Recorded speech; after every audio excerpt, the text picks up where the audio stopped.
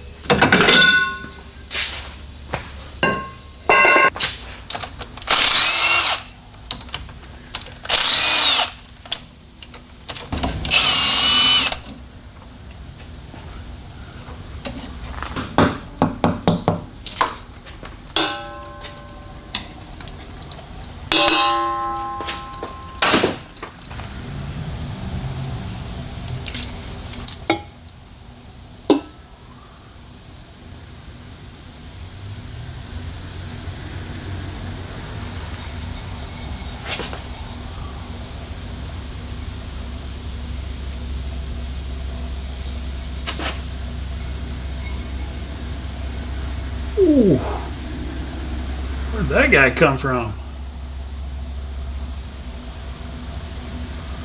That's a piece of a tooth. We weren't even expecting that.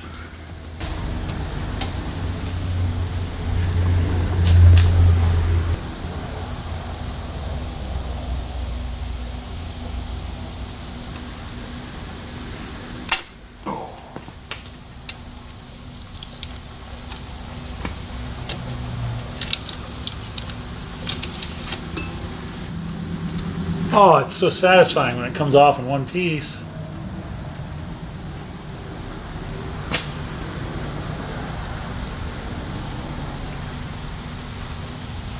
I'm going to say our gear lash is okay, but our pattern looks a bit shallow.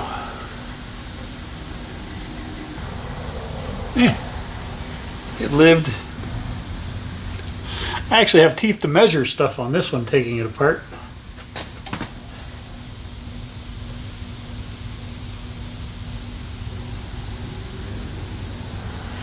Right about 9 thousandths, exactly where it should be.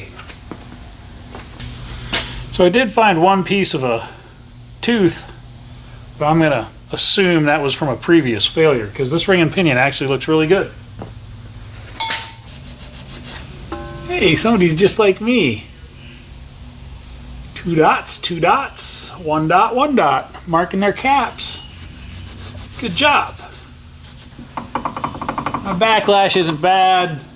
Pattern's off. It's not centered, but whatever. It's a race car. It'll work. We'll see if we can set it up a little cleaner. Make it do what it needs to do.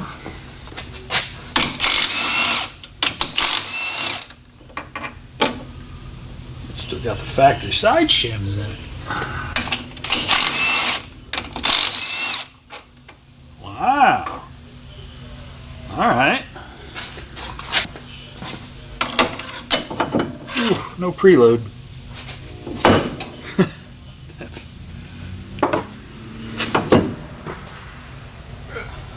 Alright, so took some measurements.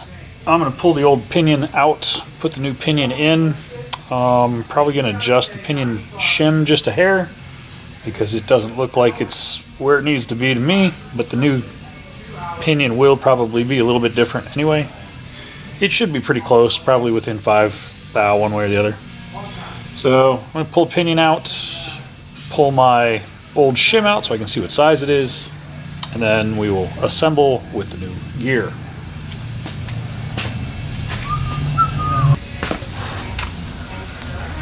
Alright, zippy zippy.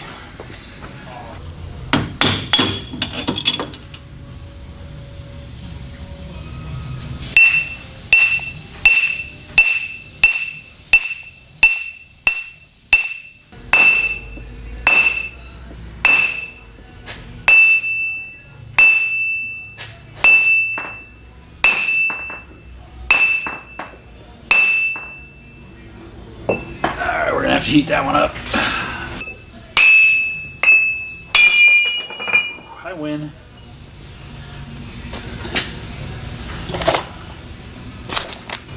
Get a bigger hammer.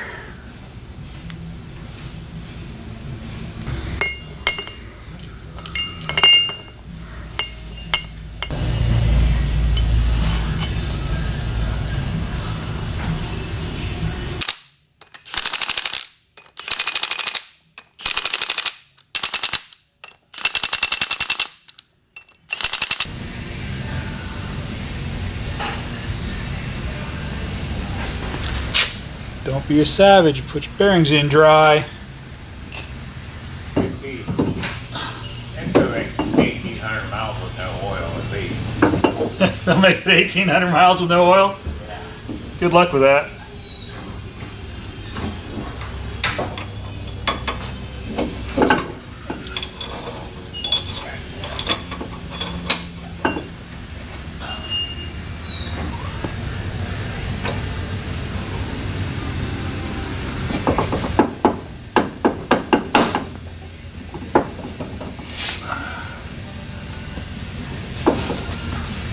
That's going to be a little too tight. Very little backlash, but there is backlash.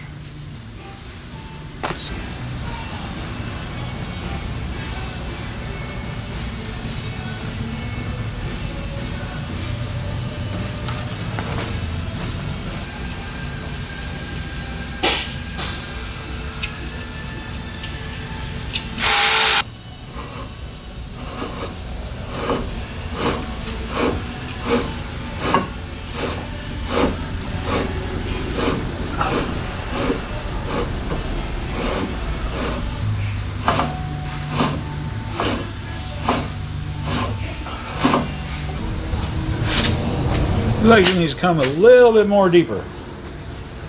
But I'm really close. So we'll change our pinion shim and try again. Auto zoom.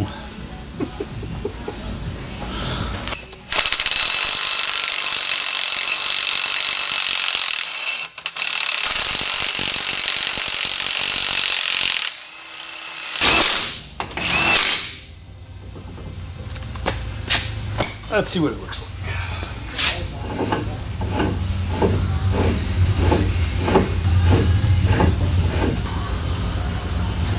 I have super tight backlash.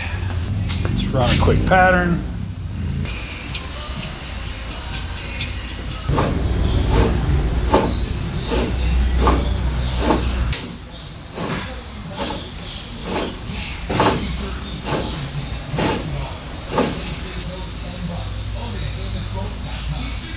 Gear needs to come in more, so we need to move our backlash out.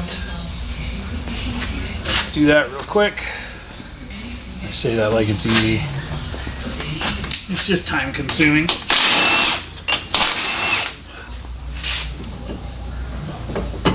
Still don't have any preload,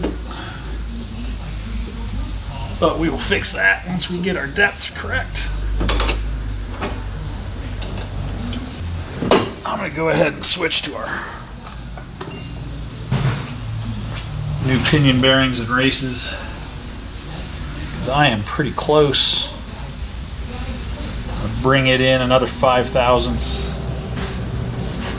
and see if that puts us right where we should be. Hopefully it does.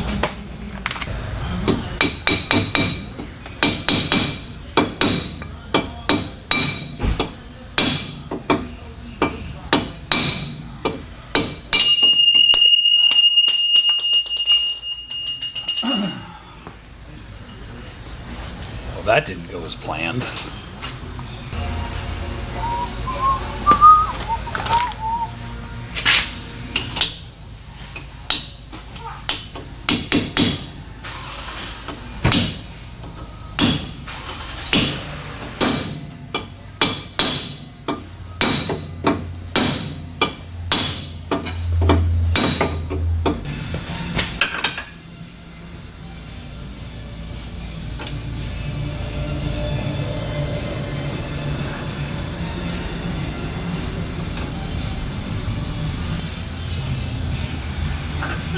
Take that.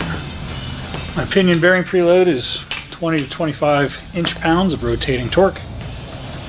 I'm going to go ahead and put my seal in. I had a couple hiccups. The main caps were installed different than they should have been. I didn't catch it at first, even though they were marked, and I assumed that the markings that I saw were correct. I saw different markings afterwards that made more sense, because when I kept loosening up the right cap, it was heaving a little bit and doing weird things. So I'm like, and then I dug a little deeper. I saw the other markings, figured out the caps were on incorrectly, switched them around, and then everything changed. So I just started all over, redid my setup. I actually ended up about 10 thou shallower than it was originally set up on my pinion depth. My pattern's nice and centered. I've got my backlash down to about 7 thou, which is perfect for an initial break-in. So I'm going to button everything up, torque everything down, and then I'm waiting on some new studs for the driver's rear axle shaft because they were twisted. And then I can put this rear axle together. In the meantime, I will replace a couple brake lines back here because that one's leaking and that one's got a loop-de-loop. So we'll resolve those issues.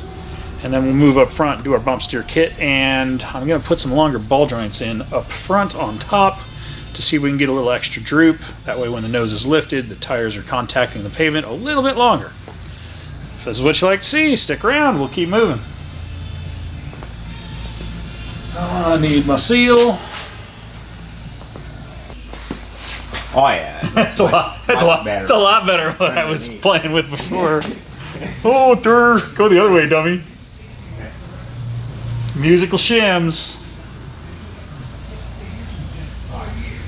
Normally there's a number etched onto the end of the pinion gear, and that gives you your depth that you can use the pinion depth tool to calculate what shim you need, and it saves a lot of time. But this one doesn't have that, so no big deal. We did it the tedious way.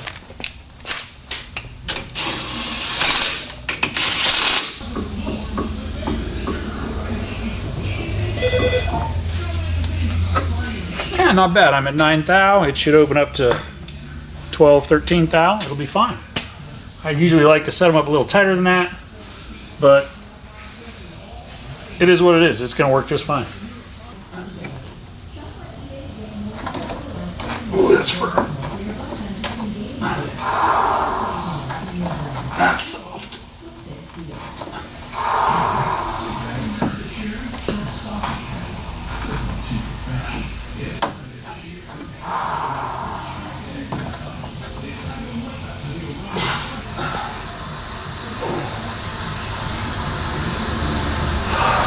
That one feels like it's on soft.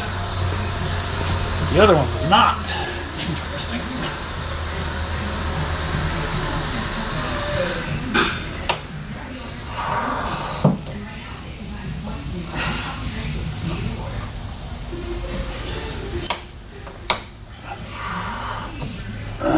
So I'm frustrated with the rear shocks. I'm trying to set the rear shocks so that they're equal on their softest settings.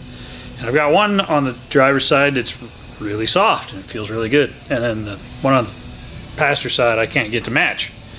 So we might have to put some new rear shocks on this at some point. But clearly he's been making it down the track somewhat good with them the way they are. So we're going to see what he wants to do with the rear shocks.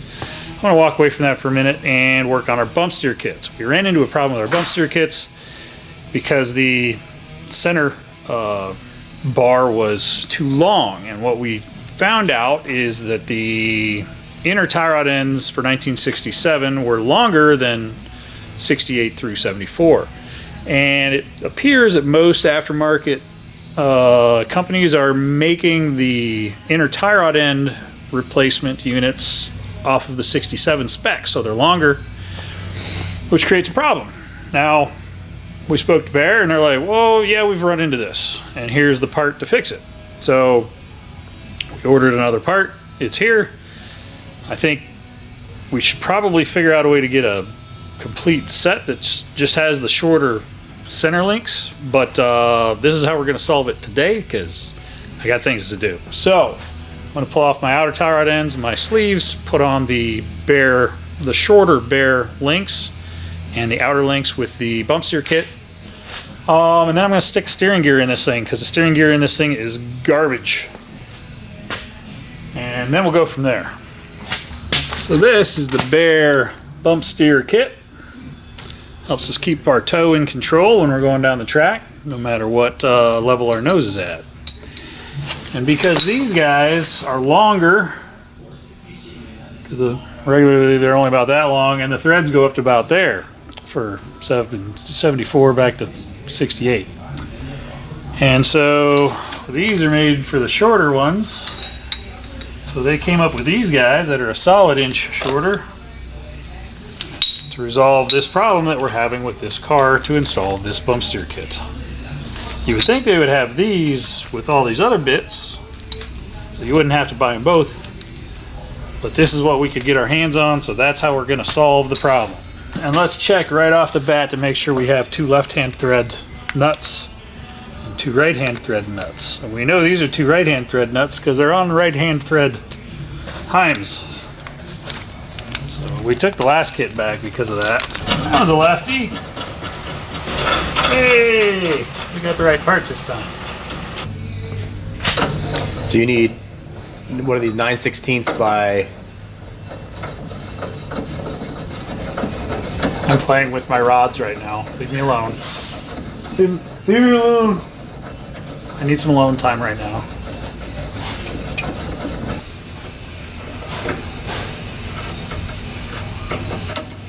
There.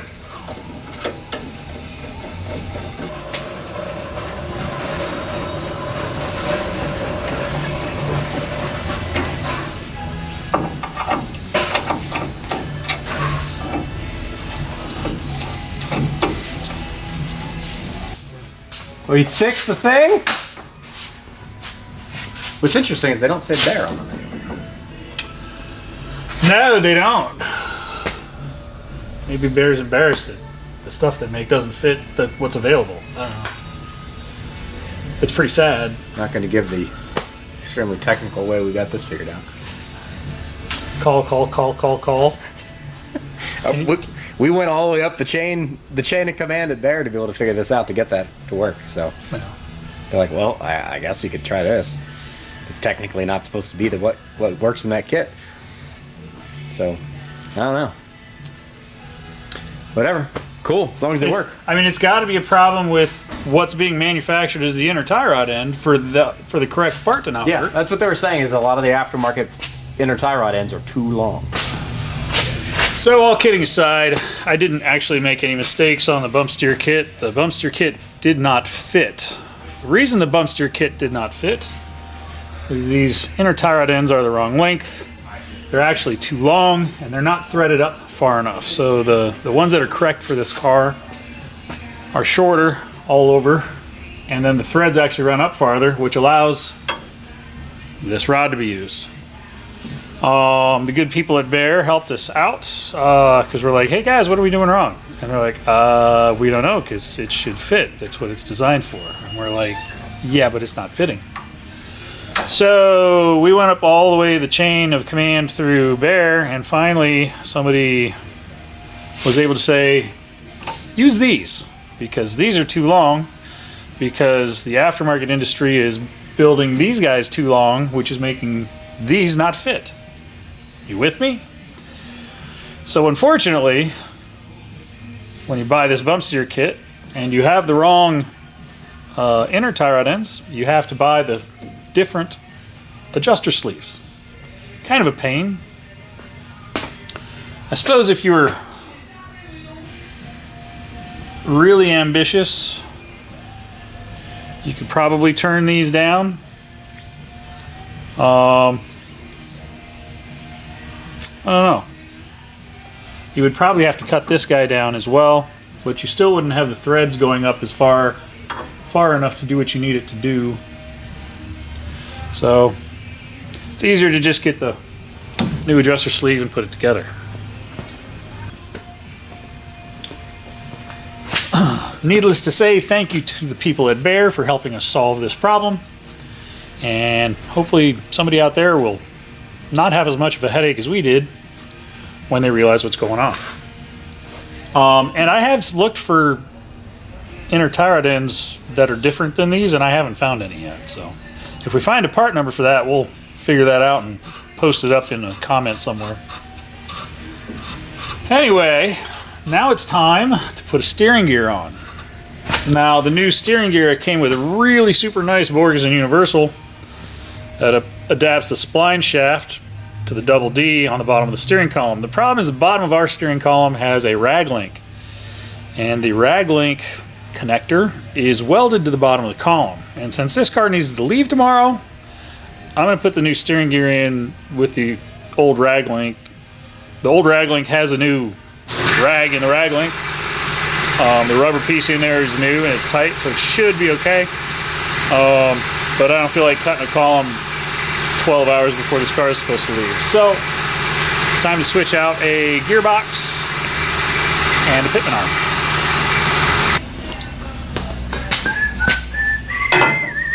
Oh, there's a header in my way. Oh, of course there is. Who put this header in here? Oh, I don't think you can see that. That's probably better. The big block engine mounts move the engine over that way about 3/4 of an inch.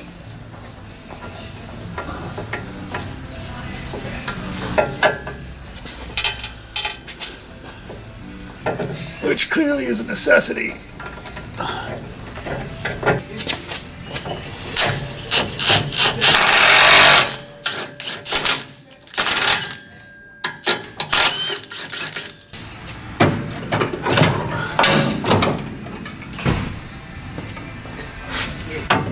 Alright. Now I got room to get my box out.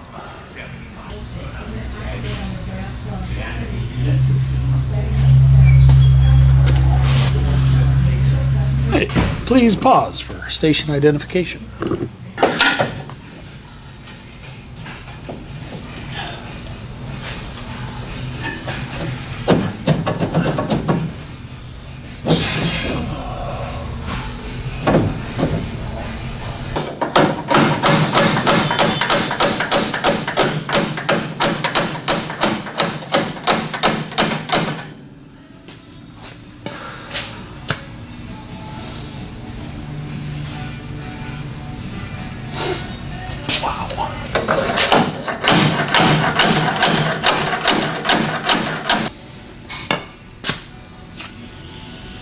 We're gonna have to pick the motor up.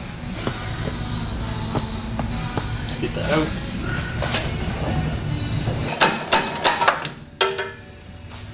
Caught it.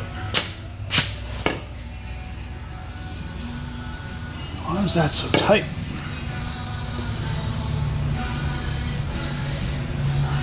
Probably because it didn't have a flat, or the flat wasn't lined up correctly.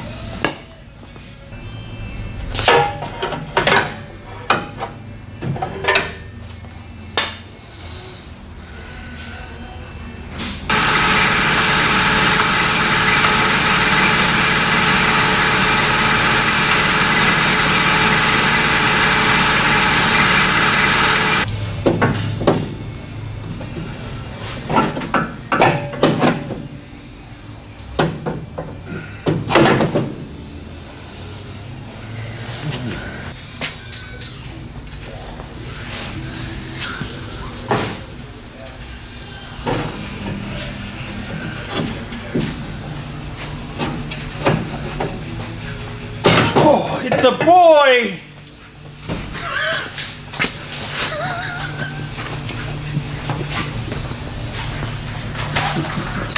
How can you tell? What is this little stub here?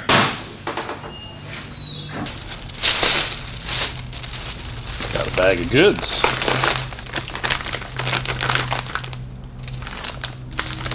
New pitman arm, new rear shocks, some lug nuts,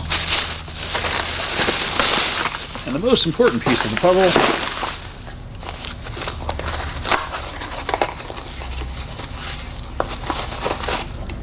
a new rag link.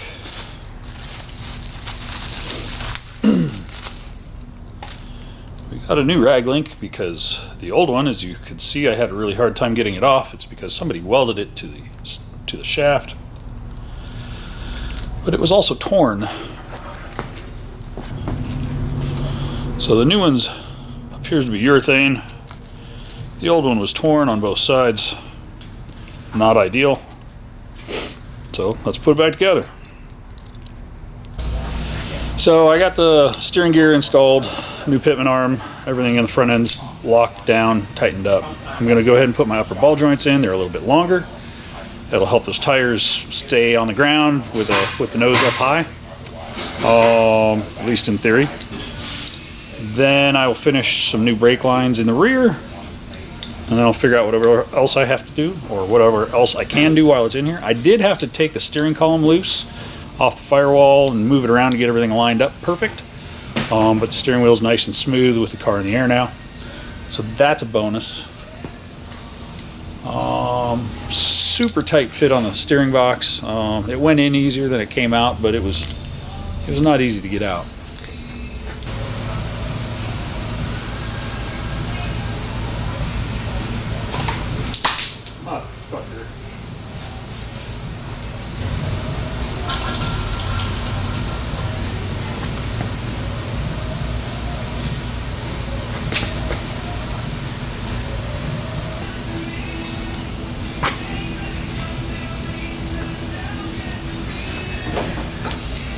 Purging shocks.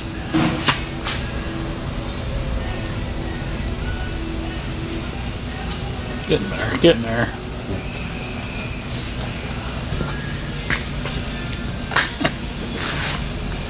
I swear if it wasn't for bad luck, I would have no luck at all. This is a brand new shock, and I can only get it to move between two clicks, and it's, oh, there it went. I guess I just wasn't being rude enough.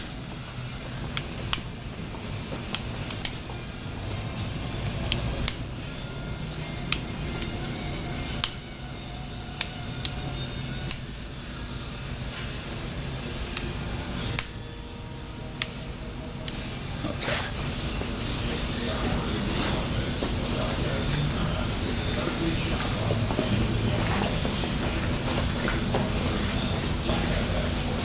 30/70 setting allows the rear body to compress with minimal resistance for maximum weight transfer. The ideal setting for a slippery track. That sounds like what we want for looking for no prep.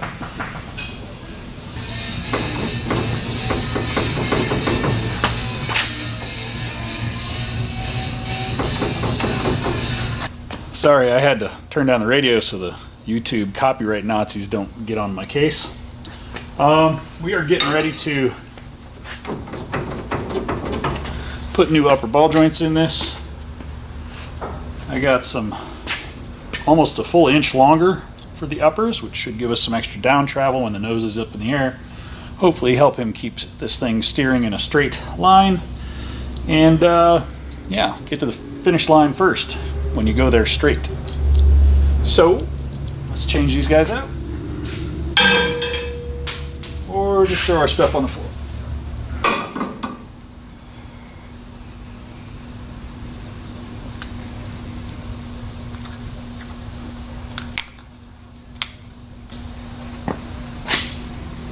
Pretty substantial difference.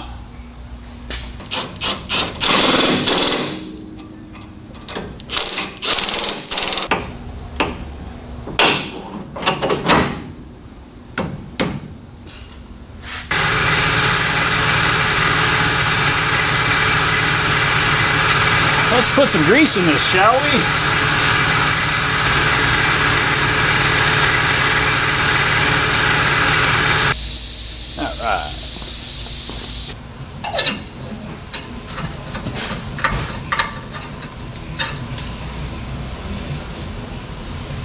Let's make sure that all of his brake components are on tight. Well, I've wrapped up a bunch of little things on this car today and yesterday. Rear gears, new diff cover gasket, fluid in the diff. We changed the rear shocks out because they felt like one of the ones that was in there wasn't adjusting. So we put two new rear shocks in it and set them up out of the car so that I could definitely feel that they were engaged to the same dampening setting. So those are done. I made a couple brake lines on the rear axle, bled the rear brakes, new upper ball joints, put in some dampeners, some bump stops on the upper control arms, put the Bumpsteer kit on, found some caliper bolts that weren't tight, so I tightened up the caliper bolts. I actually lubed up the caliper slides to make sure they slide. These old Saginaw brakes really create a lot of extra drag, so at some point down the line we'll upgrade the brakes on this thing. But for now we use what we have because it's what we have. And really nice race brakes cost a lot of money. So everything's locked down. New steering gear is installed, new pivot arms installed. So now it's off to the alignment rack. I'm going to reset the Caltrax a little softer than I had them before. The shocks in the back are set at the 30/70 setting for the slick surfaces. And then I'm going to soften the Caltrax up to just, I think, like a quarter turn in from touching with weight in the car. And then I'll set my alignment. So, heidi ho, heidi ho. Here we go.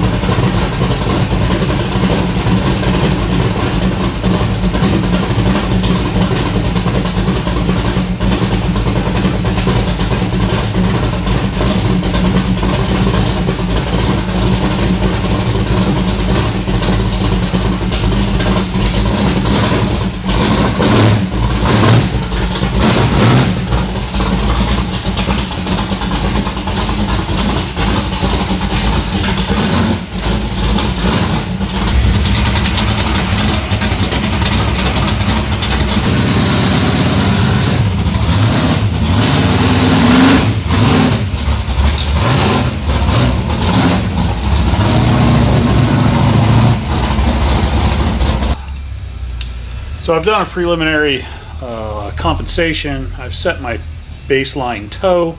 I've taken all of the tension out of the Caltrax. Weight was actually added to the rear of this car after I adjusted the Caltrax last time, so they were even more tight than what I want them to be. When I watched the video of him launching the last time he was out, the back end of the car wasn't squatting at all, so there was really no good weight transfer going on, near as I could tell. So we're going to take the Caltrax out to like just a hair in, like maybe a quarter turn, so that way it's got some flex to it. With the shocks on the 30/70 setting, it should allow the back end to settle down and plant the tires real good on these slick surfaces that these guys are running. I'm playing with the Bumpsteer kit right now to get my adjustment as good as I can get it. Before, when we aligned this thing, when I lifted the nose of the car, the toe towed in over a degree. I put the Bumpsteer kit on it. I'm at a ½ degree toe out, so I'll keep moving my rod ends up until my toe stays as close to zero as possible when I raise and lower the front end of the car. So this is tedious. I'll probably fast forward a little bit. These have nylock nuts on them, so you don't want to use air tools on them because the power tools move the nut too fast and it burns the nylock out of the nut. So they are hand tool use only.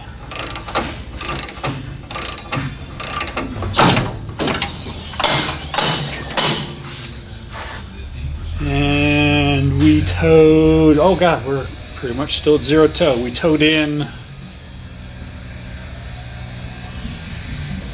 a 1/10 of a degree, where before we were towed out a ½ degree. I'll take that. So I'll go ahead and recomp this and we'll see where we are. So my final adjustment I'm happy with. I'm glad I went that extra spot. So now my toe in on lift is 2/10 of a degree, from a 1/10 of a degree out to a 2/10 of a degree in with a little shim change. So now when it sits settled,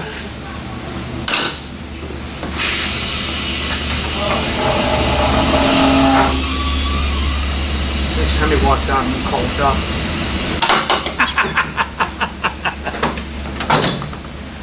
it's funny. Oh, it's not even 2/10 towing in. It's less than that. So I'll take it. That ought to handle really nice. So I've got an idea on how to improve my camber. My camber is pretty far negative, and I can actually modify the control arm, upper control arm, to give myself some positive camber, and that will work better. But I'm not going to have time to do that today. Like I said, this thing has to leave here today. But I'm really happy with the alignment. Very happy with how that turned out. It's exciting stuff. Takes a lot of time. I just spent 2 days working on this car, so rear gear, wheel studs in the driver's rear, we put all 5 in because they had actually started to rotate. So they were actually bent, rotated, and wobbly. So we've got 5 studs in the driver's rear and all new lug nuts that are all the same size, which is nice for when you're working on your car, that they all match.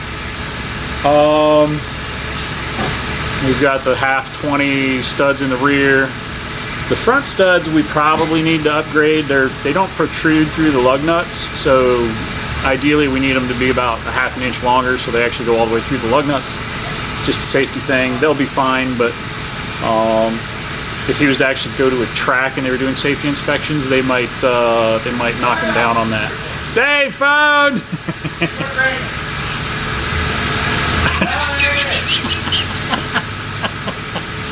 Derek's calling the shop right now.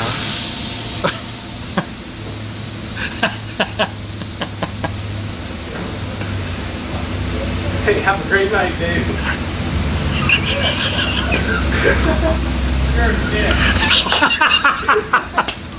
Oh, that was awesome. Have a good night, dude.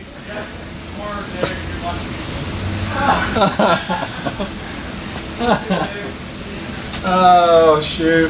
Oh, goodness. That is funny stuff. I don't care who you are.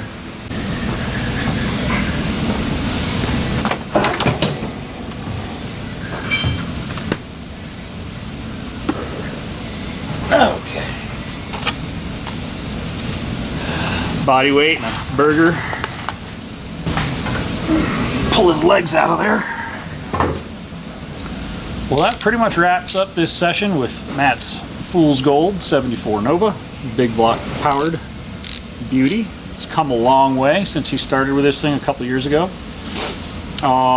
We made a lot of changes in the last 2 days, and he is probably on his way to come get this thing as we speak, because he's taking it out of state, I think, again, to dig or die.